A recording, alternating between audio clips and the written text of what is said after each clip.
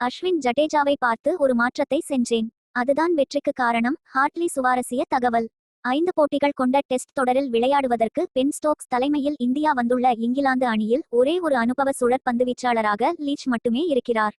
மற்ற 3 சுழற்பந்துவீச்சாளர்களுமே அனுபவம் குறைவான இளையவர்கள். இந்த நிலையில் சர்வதேச டெஸ்ட் கிரிக்கெட்டில் இந்தியாவுக்கு எதிராக முதல் டெஸ்டில் அறிமுகமாகிய டாம் ஹார்ட்லி 2 இன்னிங்ஸிலும் சேர்த்து 9 விக்கெட்டுகள் கைப்பற்றி போப்புக்கு அடுத்து இங்கிலாந்து வெற்றிக்கு மிக முக்கிய காரணமான வீரராக இருக்கிறார்.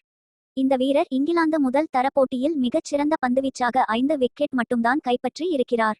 ஆனால் இவருடைய முதல் சர்வதேச போட்டியிலேயே 7 விக்கெட் கைப்பற்றியது ஆச்சரியமான ஒன்றாக இருக்கிறது. முதல் இன்னிங்ஸ் போல் இல்லாமல் ஒரு சிறிய மாற்றத்தை செய்து இரண்டாவது இன்னிங்ஸில் இவர் பந்து வீசியது தெளிவாக தெரிந்தது. இந்த நிலையில் வெற்றிக்கு பிறகு பேசியுள்ள டாம் ஹார்ட்லி, இது நம்ப முடியாதது. நான் நிலவுக்கு மேலே இருக்கிறேன் என்று நினைக்கிறேன். இது எனக்கு மிகவும் கடினமான வேலையாக இருந்தது.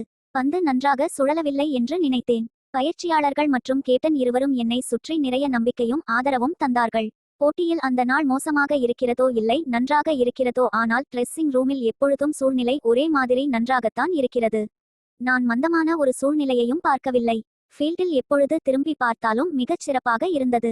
அதை நாங்கள் அப்படியே வாங்கிக் கொண்டோம். பேட்டிங் செய்யும்பொழுது ஆரம்பத்தில் கொஞ்சம் பதட்டமாக இருந்தது. சில ரன்கள் வந்ததும் அது சரியாகிவிட்டது. இதேபோல் முதல் இன்னிங்ஸில் நான் கொஞ்சம் அதிக வேகத்தில் பந்து வீசி விட்டேன். பிறகு இதை உணர்ந்து எனது வேகத்தை குறைத்து கொண்டேன். மேலும் அஸ்வின் மற்றும் ஜடேஜாவை பார்த்து பந்துவீச்சுக்கு கொஞ்சம் நேரம் களத்தில் ஒதுக்க வேண்டும் என்பதை புரிந்து கொண்டேன் என்று கூறி இருக்கிறார்.